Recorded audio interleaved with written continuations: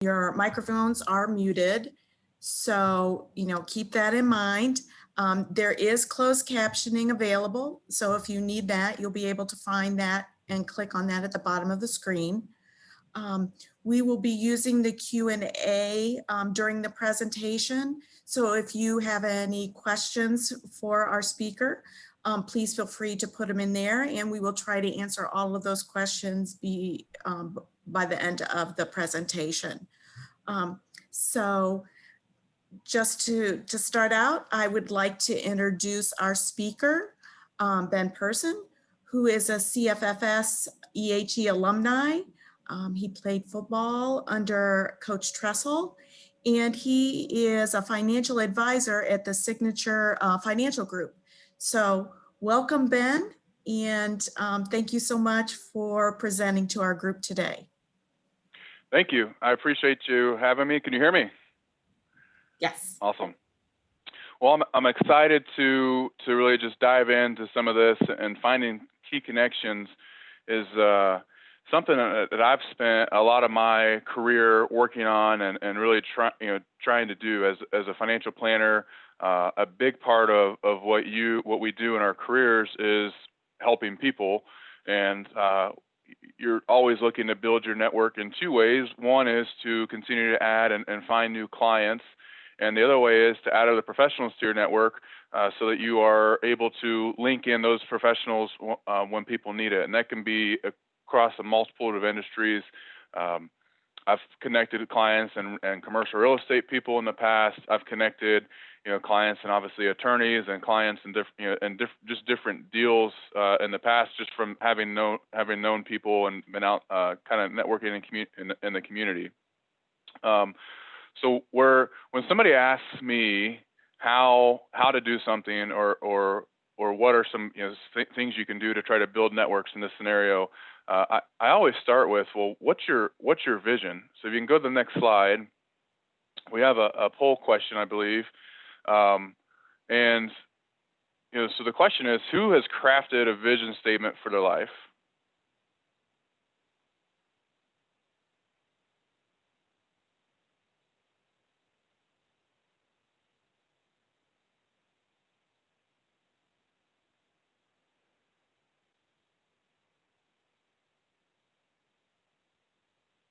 So we're getting some people saying yes and some people saying no. And so for me, this was something that Coach Tressel introduced to us as young student athletes at Ohio State. And his whole point, we can go to the next slide, please. His whole point is to accomplish anything in life that's meaningful, you have to understand what your vision is and what your why is and what you're doing. And so the things are, when you're thinking of this vision, this is bigger than just your career. This is bigger than graduating college. This is bigger than that. This vision should encompass a lot of things. What type of spouse do you want to have? What type of life do you want to live? When it comes to like a work-life balance, thinking about families and just beyond the career, and then really starting to drill down into, okay, to live that life, how do I need to shape my career, and what type of person do I need to become to be able to live that life? And that boils down to further things is, why is building these new connections important to you? What goals and what part of your vision is building these new connections going to help you achieve? So what Coach Tressel taught us, and what I've continued to use, is knowing your vision and your why are really imperative to your success over time. And it takes daily attention and daily activity at that to really make it work.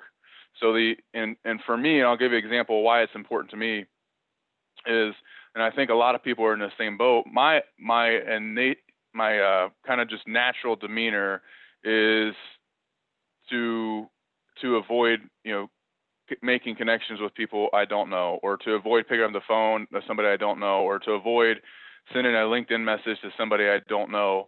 And for me to overcome that on a daily basis, my why and my vision has to be stronger than that fear that I have. And so when I really break down the vision for my life and what I envision for my wife and I and my kids and for our family, that why and having it in front of me on a daily basis helps me overcome and really kind of put those fears or anxieties, which I've learned over time is or a lot of times they're fears that I've made up. I'm predicting the future on how somebody's going to respond.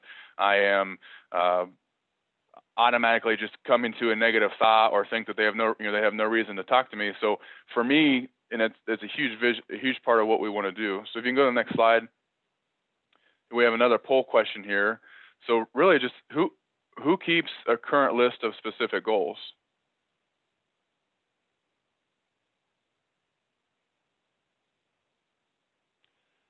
And the goals tie into your vision. So the vision is a little more long-term and big picture focus, where the goals are what you really need to work on accomplishing so that you can accomplish that vision. And so again, this is something that Coach Stressel taught us to do on a daily basis. And he'd sit down with us.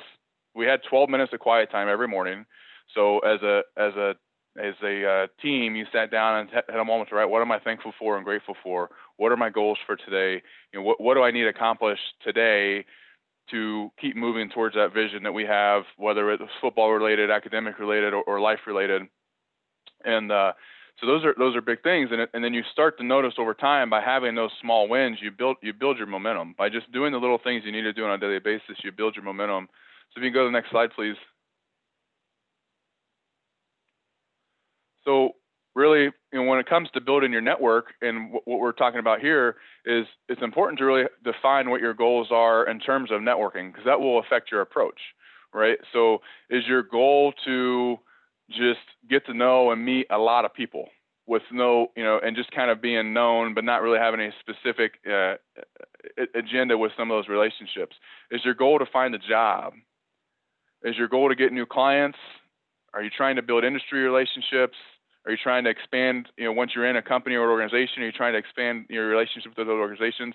It's important to really define, what your goal is in this process.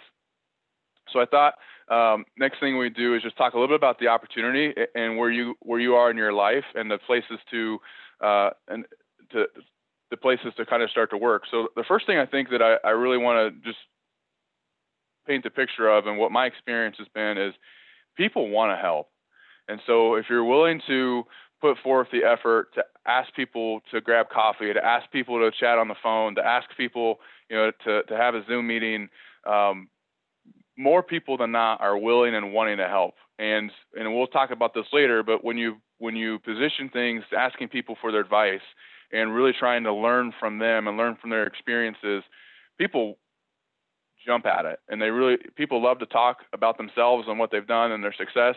And so leverage that truth as a way to really build your opportunity, or build your network and build those relationships. Just some things that I've used that have helped me in the past is when I first graduated college, just the OSU Alumni Association. There's all kinds of ways you can get engaged or get involved in that. I've done local chapters like the Dayton OSU Alumni Association chapter. There's one in Tampa that I've got engaged in. My wife is from the Twin Cities area in Minneapolis, St. Paul, and I've gotten engaged in that as a way to really engage people who have something in common, right? So they're Buckeye fans, they're Buckeye grads, and it's a way to really engage with people in common, especially when you leave Columbus. Being part of that organization you already have this tight-knit just affinity with them that is hard to break and hard to replicate, and just it automatically creates a certain level of trust to begin with. You can get deeper and really dive into the networks of your college. Education and community has a big alumni base, and a lot of us are doing for our careers, what you guys are wanting to do or what you're wanting to transition to if you're already in your career. And then another really big place to really look at is professional organizations. There's like the Central Ohio chapter of financial planning, and there's a number of those types of things across the Central Ohio and across the country that have young graduate or recent graduate chapters. They have student chapters. They have ways that are already set up for students and for young graduates to really get involved and get engaged. And almost every industry has some sort of professional organization. So those are just a couple areas where I've had a lot of success in trying to get out and really meet people, and just thinking about where, where people are, whether they're in college or if they're recent graduates. There's just a couple things. So just kind of framing the opportunity there. We could go to the next slide, please. So I think one of the big things we want to talk about today is what type of approach do we take? So I've got a couple of slides here, and I mentioned a few minutes ago just advice and how we can go through and asking people advice, and we'll go through there. The goal of asking for advice is to create a positive influence on people. Asking questions. So getting out in front of them and asking questions about them, about their career, about what they've done, about what they've seen, about what they've experienced, is really important, because the goal, especially the first time you get to sit down with somebody, whether it's over coffee or it's over a phone call or over a Zoom meeting, the goal is to get them to talk. The goal is for you to speak as little as possible and to just ask questions. And just remember, and it's the last thing here, that it's all about them, right? When you're really sitting down and really trying to get to know somebody new and really build that relationship, it's about them. The less you can talk about yourself in that first meeting, the better off you are. If you go to the next slide, please. So I've got a couple slides here on things for making the approach. And I want to kind of run through some of these bullet points, but I've found, and I've got a slide a little later where we'll address some of the COVID issues right now, but just in general, I've found meeting over coffee, asking somebody to meet over coffee, is generally the least threatening and the least, and a lot of people's mindsets, is the least time commitment, right? A coffee is usually a half an hour meeting, right? A lunch is an hour and 15 minutes. After work can be, those meetings can go, for a long time, especially if you're doing it over drinks. And a lot of young or middle-aged professionals or people who are 10, 15, 20 years into their career have families. They have a lot of things going after hours. So if you can figure out a way to really meet with them that takes 15 or 30, maybe 30, 35 minutes of their time, and just that first meeting, and it's over coffee. So I mean, that is one of the least threatening, most inviting, most likely to say yes scenarios. And I would say there is when you're young in your career or coming out of school, is be flexible. If somebody wants to meet for coffee at 7:30, if that's when they're available, make it work so you can be there at 7:30. If they want to meet at 9 or 9:30, make it so you can be there at 9 or 9:30. I know we've got class and other things going on, but in this environment, I would really try to be flexible as you're asking people to meet over coffee. I mentioned earlier, when you get a chance to sit down, ask questions. Have a list of questions of things you really wanting to know. Why you're meeting with this person? Is this person somebody in your career field? Are they somebody who has potential to hire you in the future? Ask them questions. Understand what their goals are, what their role is, what their experience has been professionally, and start to pick away from there on how you can learn from that. And remember, when it goes to these first meetings, just to keep it about them. So one of the ways that I have found is the most powerful way for me to continue these conversations, once I've gotten this first conversation going, is to really ask for their advice. So what I've learned and what I've read is one of the most powerful ways to influence people positively is to ask them for their advice. Not ask them for their help, even though a lot of times you're asking for the exact same question. Asking people for their advice creates a positive influence. It creates this sense that I'm valued and my advice is valuable, and this person values what I'm going to do to them, or what I'm going to be able to provide or help them with. Where if I ask for their help, even though it's just a one-word change, asking people for their help tends to feel burdensome, right? If somebody's asking me to help with something, like I'm thinking about, they're asking me to help them move some furniture or do something that is it's going to take my time. It's going to be something that I may not enjoy. And my default reaction is to say no. So when we can think about doing things positively, and really just, that's a simple way to say, hey, I'd love to sit down with you and just get your advice on, and fill in the blank. It's a great way to influence positively. And then from there, just really engage in conversation with them. Ask them further questions about how would they do this? And if you were me, if you ask them a question on advice, how would you do this? Or if you were me, why would you do it that way? And then one of the most important things to do from there is to take the advice. So when somebody says, if I were you, if I was trying to get your career started in this field, I would do this, this, and this. If you can go to the next slide, please. And once they start giving you that advice, that gives you a great window to follow back up with them, right? So if they say, hey, you should do this, and you're like, hey, Jim, I really enjoyed meeting with you last week. You suggested I should do this. I went and did this. It didn't work like we thought it would. What do you think, right? What else would you do, or how would you tweak that? And so what this does is when you've asked people for their advice, they give you their advice, and at that point, they really want to see their advice succeed, right? That's their idea. It's something they came up with. It allows you to leverage them for their experience, for their creativity, for their problem-solving skills, and in an area that you have perceived them as an expert in. And it really just kind of builds them up. It builds that relationship up positively. So the way I've done that is some of these questions on here, but if you were me, how would you contact that person? If you were me, I'd like to build my business with, so one of the areas I focus on from a financial planning perspective is kind of your blue collar business. And so when I first got my first couple clients in that area, so you think blue collar would be people who own plumbing companies or construction companies or surveying companies or things of that nature that are kind of out in that blue collar workforce.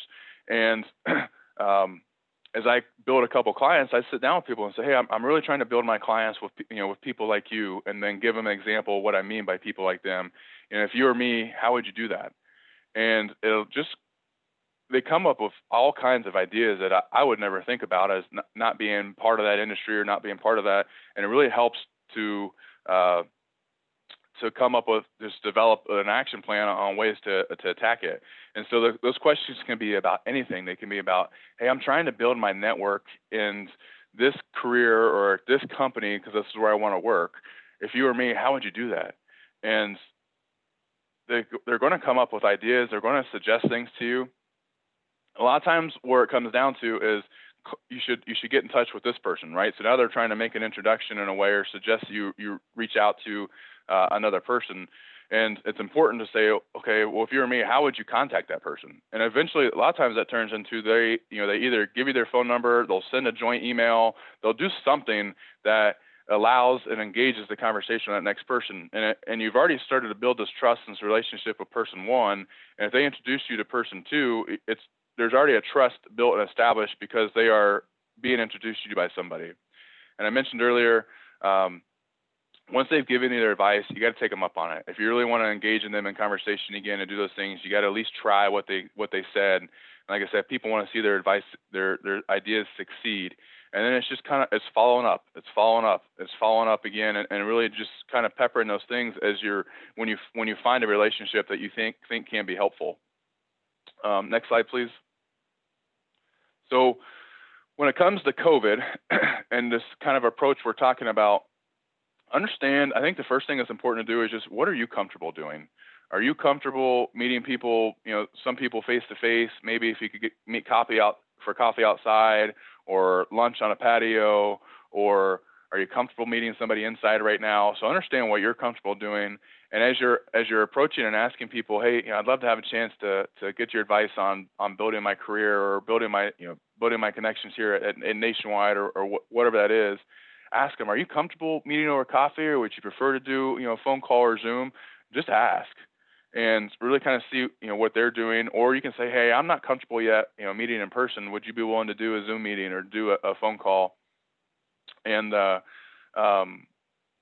just go from there. So I think just being sensitive to the environment and sensitive to other people's feelings on the approach and what they can do, and just being responsible and how we approach these things is really important. If you go to the next slide, please.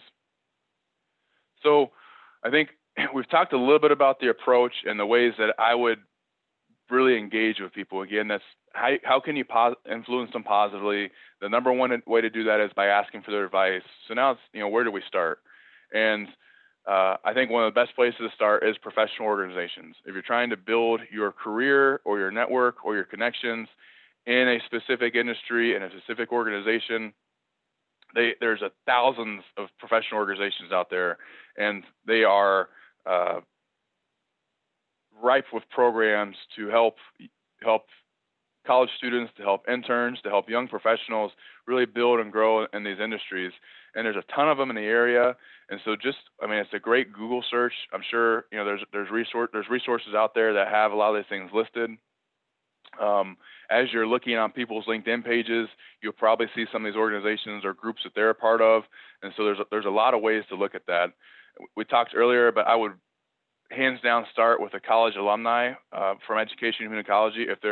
If your choice of career and path is in something that a lot of us are doing that graduate from that school, reach out to us. I mean, I talked with 4 or 5 people preparing for this that I graduated with, and everybody is willing and open to have a conversation, to help find internships, to help you understand what the landscape is in this industry, the different approaches you can go into taking it. So people are ready and willing and able to help and to provide advice and to give back. And I think when you think about Ohio State, one of Ohio State's core values as an organization is to pay it forward, right?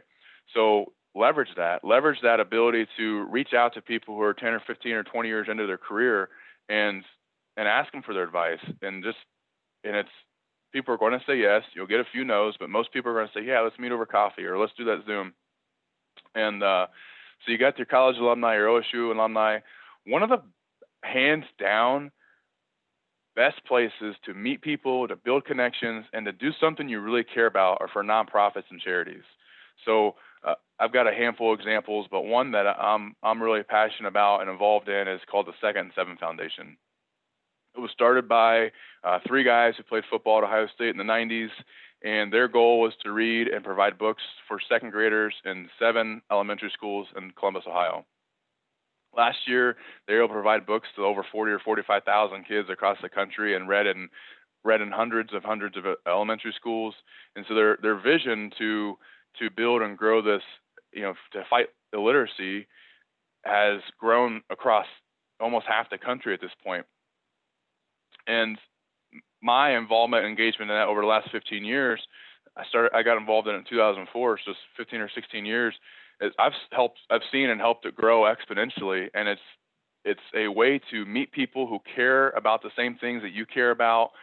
You're there because you really want to be there. There's just a pure sense of authenticity when you're involved in a nonprofit or a charity, and you get to meet great people. You'll get to meet great people who care about what you do. That means you've got some like-mindedness. There's already a similarities. There's already a connection, and it's without a doubt the best way to do it. So when you look at, I look at a lot of my peers that graduated college around the same time we did and are in this financial planning industry. Most of them, if not all of them, are involved in multiple nonprofits. And you get board members, you get people who are willing to, who give and donate money to these things. You get to meet all kinds of people, and it's just a great way to build your connections and build your network. And when you don't have, when you're young in your career and you don't have money to donate to these things, you've got time. And a lot of these places are not short on money; they're short on people who are willing to volunteer and to commit time to these nonprofits and charities. So that is a huge advantage you have, and in terms of building and really engaging and being a proactive affiliate or member of a nonprofit or charity. And then the last thing here is LinkedIn. And if you go to the next slide, I think I actually had a slide for each one of these. So we've talked about professional organizations, just getting involved, the college alumni, OSU alumni. One thing I wanted to mention here, if I go back to this OSU alumni, is every county in Ohio has I'm drawing a blank on what an extension office. So every county in Ohio there's 88 counties in Ohio, there's 88 extension offices, there's at least 88 extension agents. That is people involved at Ohio State within, at a local level. And it's another great way to reach out, to network with the person at the extension agency, and really get involved at that level. I had a lot of success early in my career in counties where I didn't grow up by reaching out to the extension agent and getting introductions to people that way. And then from there, I got involved in some nonprofits in different areas, and it was really helpful. But it's it's very helpful in Ohio. So you go, next slide, please. We talked at length about nonprofits, and so here's LinkedIn. So LinkedIn is one of the most powerful tools that I think has been created, ever when it comes to building your network and building your connections. I get probably on average 3 to 4 new clients a month from LinkedIn, and those are all people who I could say 6 months a year ago I was not a connection with on LinkedIn. So I spend about an hour a day, somewhere between 45 minutes an hour a day every morning, sending some messages to people. I see, so I have an enhanced version of LinkedIn, so I can build filters. So I've got these filters built that say, alert me when somebody in this region with such and such job title or such and such length of experience has a change on their LinkedIn profile. And I'll go in and send a message. And I've got, for me, what I do, and this is more of a prospecting, but I've got a lot of articles that I will send, say, hey, congrats on the new role. Here, I've got an article that I send to all my clients when they're changing jobs. Say, are you interested in reading it? And sometimes I respond, sometimes I don't, and I've got a follow-up process on that. But when it comes to just really building your network and building your connections, you can take that same approach. Be like, hey Ben, I'm graduating from OSU in 2020 or 2021 or whatever your graduation is. I'm really looking to learn more about building my career in this financial services industry. Would you be willing to grab a cup of coffee or chat over the phone just to give me some advice on how to do that? And it's a quick message with your introduction. There's about 200 and 300 characters or so that are limited to when you send a message when you make a connection request. I believe you have to do that from the web. I don't think you can do that from the app. I think if you do it from the cell phone app, it automatically just sends a connection without the message. And people respond. I mean, if you're saying, hey, this is what's important to me, I'm reaching out to you because I think you can help me with that, or because you can provide advice on that. Or you can position and say, hey, I see you've had a great career. You graduated from Ohio State. I'd love to get your advice on how to start my career off in the financial services industry. And people are going to respond to that. I can't promise an 100% response rate, but if you send short messages, make it feel like a text message, kind of what I would call professional text messages. It needs to be short, conversational. Ask to have a coffee meeting, ask to have a Zoom meeting. It is less threatening, like I said before. So those are just some ways that I would attack LinkedIn with in terms of trying to build your network and just reaching out to people. It's the same approach. It's just a matter of sending the messages and asking people for their advice. Say something that's flattering and ask them for their advice. Next slide, please. So started at the top with understanding what your vision statement is and what your goals are. And so I wanted to kind of finish that too. So just in terms of how your mindset is.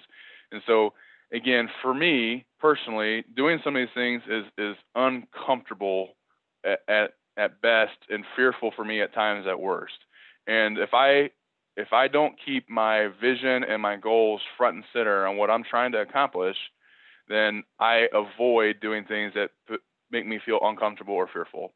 And so I've learned, and the way for me to really cope with that is to have that vision statement and have those goals, something that I read through and write down, every day. One of my teammates who has struggled in sales in our last 3 or 4 years has really just taken this big spike in sales. He said for his entire life, up until about 3 years ago, he was afraid to be embarrassed or afraid of what people might think. And he realized for him that greatness for him was on the other side of being embarrassed. And so now he's been keeping what he calls his embarrassment log. And his goal is at least once a day to do something where he's willing to get embarrassed. And he said what he's found is most of the times when he thought he'd be embarrassed, he doesn't. And it's not embarrassing. But just be willing to get embarrassed. Another suggestion was have a buddy. So if you're going at these things together, have a buddy who's doing the same, who's taking a similar approach to trying to do the same thing. Somebody who you can, somebody you can talk to, somebody you can relate with. You can share stories, successes. This didn't work for me. Have you had any success with it? And I think another thing to remember that building this network and these connections is a lifetime pursuit.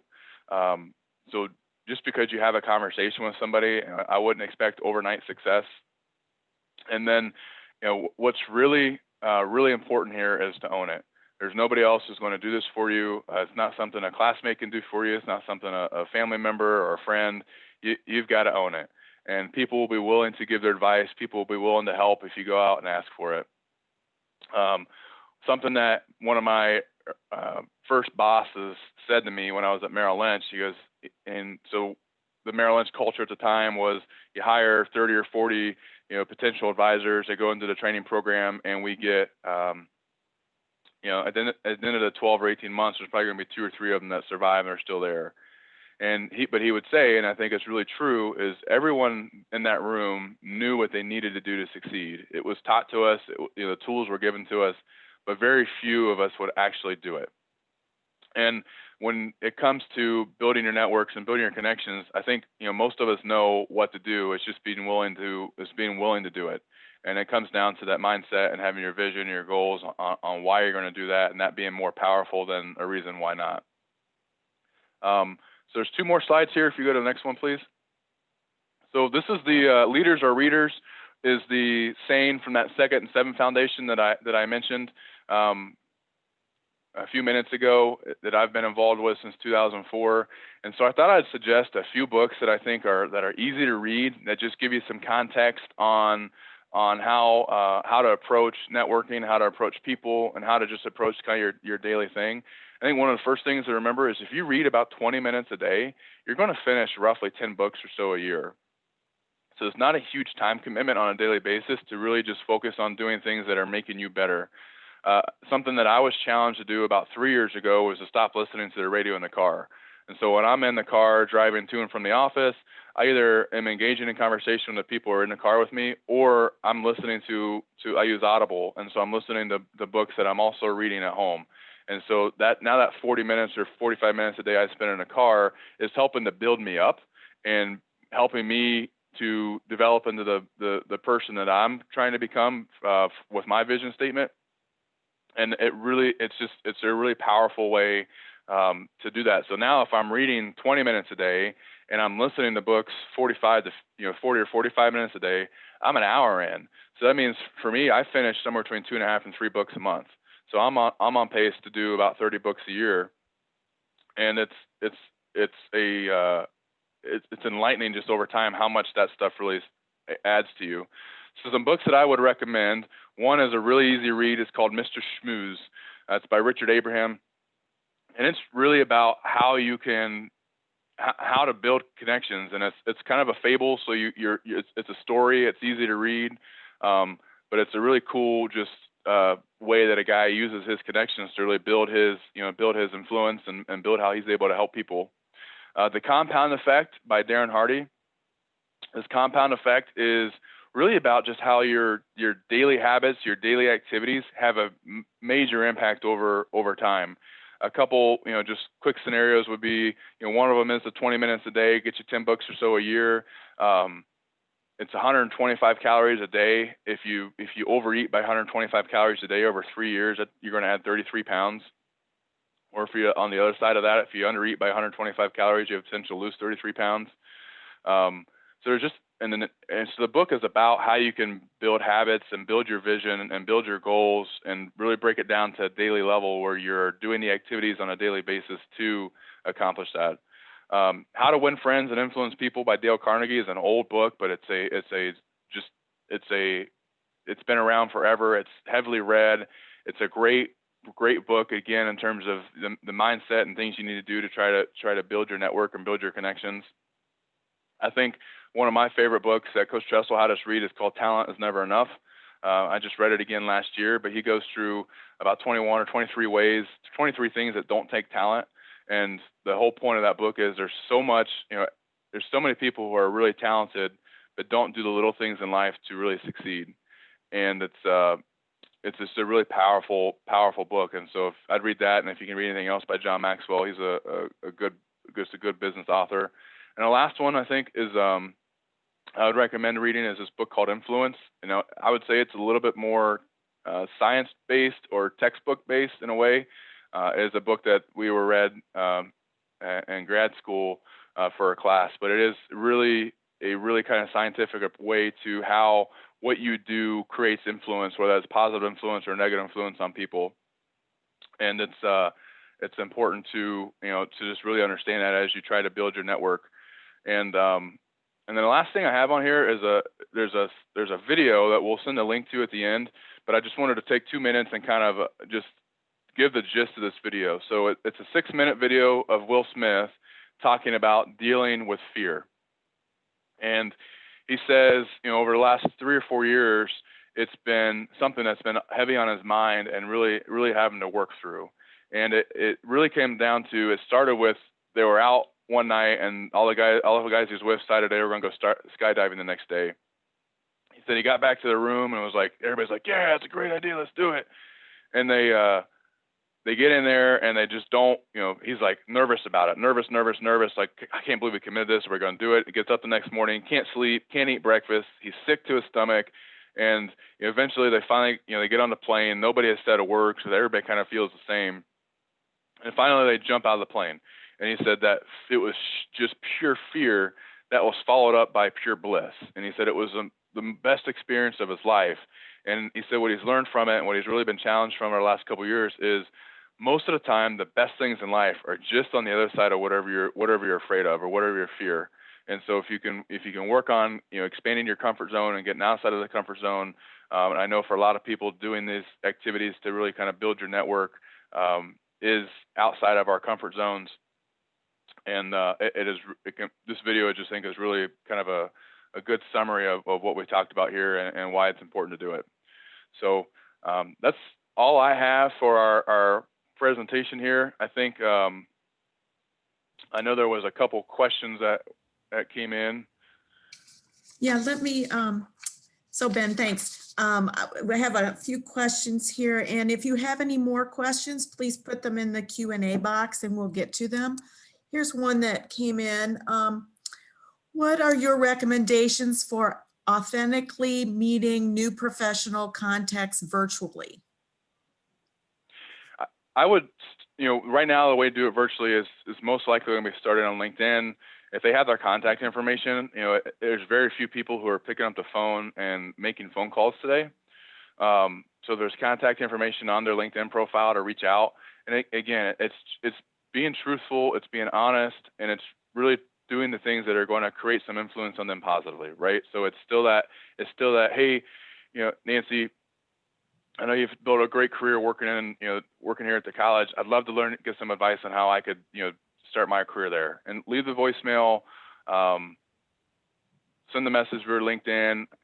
I would always, if there's contact information in the LinkedIn profile, I would always default to the phone call first, and then send a LinkedIn message afterwards, and just give it a shot.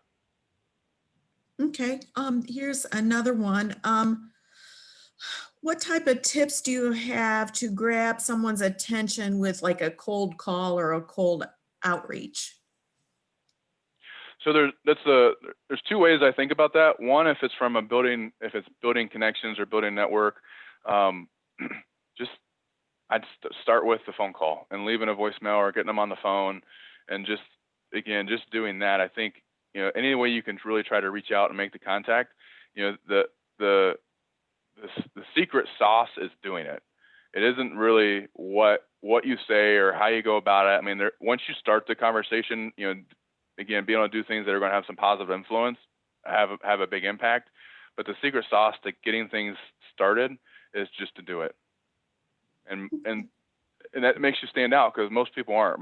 I can't tell you, I could probably count on the times over, in 12 years, on one hand, how many people have reached out to about career advice and really looking for ways to build their career and get things started. And I would jump at those opportunities.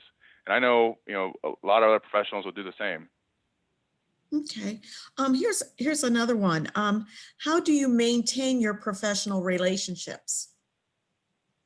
I think a lot of that is follow up, and if there's a couple ways that I think about it. If it's somebody who I'm doing some business with professionally, it's if I tell them I want to do something, it's making sure I do it.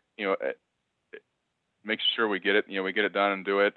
Um, and really just the follow up. I mean, I do a lot of handwritten letters, quick notes. I have a CRM that I use for work, but when I started getting out of college, somebody suggested me to start using it. It was ACT at the time. I use something different now, but I have a personal CRM that I use, and it's for my professional networks and contacts. So I know people's birthdays. I know dates when things come up.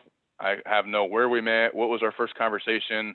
So I've got a pretty big database now on people I've met over the years, and that's something I kind of picked up from Tressel. Because Tressel, he'd have a conversation with somebody and walk away. He had a little voice recorder, and he'd record, a 10 or 15-second clip of what that conversation was about.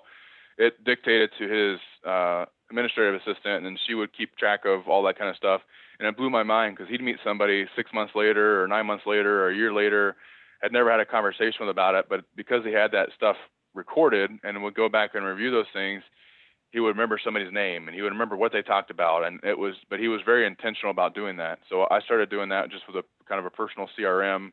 There's all kinds of free CRMs you can find on the web. But as you're building really trying to build your network, if you want to, maintain those professional relationships, doing things that are a little bit out of the realm of normal, and remember what people say, remember where you met them, remember those types of things that can go a long way. Okay, great. And we have another question here. I've been sorry, I've been in insurance since I graduated 4 years ago, and I feel like I'm stuck in my industry. My resume isn't diverse, and I'm struggling to find a job with higher pay. Any job searching advice to either branch out to a different job or find something with more pay? I think that's one of those, if I were to default to some of my financial planning side here, that's a really specific question.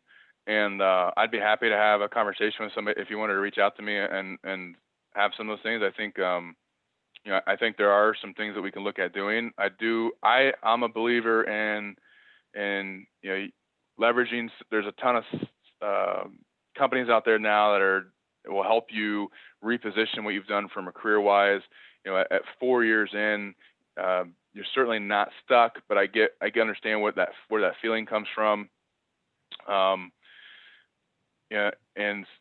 so I would suggest really looking at hiring or connecting with a firm who can help you reposition your resume and really think about the skill sets and the things you've done from an insurance standpoint. If you've been in more of a sales producer role, that probably means you've done a lot of project management, you've done a lot of relationship management. There's ways to recraft what you've done in that role to position yourself, to make a transition somewhere else. And if you have a company or two that you're really wanting to go to, I would take some of the stuff we've talked about today and reach out to somebody. I mean, just hypothetically, if you wanted to go work at Nationwide or you wanted to go to JP Morgan, I would start to network with some people there and ask them for their advice on how to do this. But I'd be happy to have a phone call or a Zoom or something just to chat a little more detail about that with the person who asked that question. Okay, great. Another question. This actually is my question. Can you talk about a vision or your vision statement? And when I saw the poll come up, most people did not. Can you share what yours is so that we get a feel for what a vision statement should look like? I'm not going to share the entire thing. There's a lot of it's really personal. Mine's a little over 10 pages long. Okay. And but it evolves and changes over time. So it's something that I spend like twice a year. I'll spend a morning or something just kind of rereading like everything word by word, saying, is that still important to me? But really, it started with understanding what my values are, like really what's important to me in my life, and what are my top 2 or 3 values that I'm not willing to jeopardize for a career, for anything. And so I started there.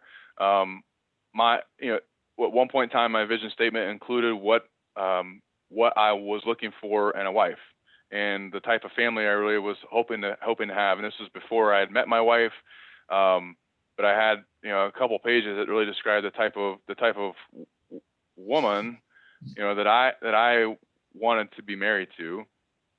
And then what Coach Tressel challenged me to do from there was to say, all right, Ben, who do you have to become to attract that type of woman?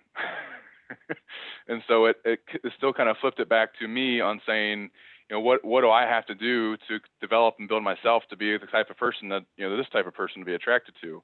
And you can say the same thing for your career. But I mean, and my vision of my life has evolved to, 6 or 7 years ago, 8 years ago, was very, very career driven. And I wasn't taking into consideration a lot of family dynamics. And now that I've got 2 kids, I'm married, like that stuff and they're involved in sports, and I'm coaching and doing those things are so much more important to me, because we've got this small window. My son's getting ready to turn 8, so I mean we're already almost halfway through it of really investing in their life and helping develop their character and who they are. And so I'd say probably 4 years ago, by the time he turned 4, my daughter turned 2, my vision statement really took a big shift. And it took me 2 years to really reshift my career to a way to evolve into a position where my job and my commitment at my job, my time commitment and what I'm doing are equal to that vision of who I want to be as a dad and as a husband. And previously, I really wanted to build and grow a business, and I started a company with a couple partners, and we grew it to, last year we did a little over $10 million of revenue. We had about just shy of 50 employees, and we were doing really well, but I was working 70 hours a week, and it just wasn't. When it ultimately came down to it, it was against my core values that I come to really know, and it was against what my vision statement was. So I ultimately sold out of my partnership there at the beginning of the year, and then again started my own financial planning company and joined a Signature Financial Group here. But now my career and my vision and my family life it all sings together. There's no conflict there. Okay, thank you. Are there any more questions from anyone? We'll give you a couple minutes if you want to type one in. I just want to also let you all know that in the chat, I will put my email address in there. So if you have any additional questions about career or having a consultation or anything like that, you can feel free to reach out to me. So I'll put that in there while we're waiting for a question to come in. And I would say too, I mean, feel free to call me or email me or send me a message on LinkedIn, and I'm certainly happy to have a conversation on, especially really if you're trying to get into any industry, but if you're looking into financial services, there's so many avenues and routes you can be involved in financial services. In addition to being a financial advisor, and I'd love to share what I've learned and all the different ways you can do it. And even if you decide hey, I want to be a financial advisor, there's still a dozen different business models that you can get into. So there's there's just a lot of opportunity in this industry, and there's a lot of opportunity in other industries. So if anybody's got any wants to reach out, I'll put my email address in here. Okay. I don't see any more questions popping in. So I want to thank everybody for participating today in the Workinar Wednesday. We really appreciate all your participation and coming to our Workinars. I also want to thank Ben for coming in and doing a great presentation. You've really shared some really great information that I'm probably going to steal for a class. So thank you very much. And again, our contact information is in the chat. And again, I just want to remind you that once you close out of the Workinar, you will be directed to a survey, and we would love to hear your feedback on what we could do better or what you liked what we in these presentations. And in the meantime, have a great day. And as we all know, the Bucks are playing this weekend, so go Bucks. Go Bucks.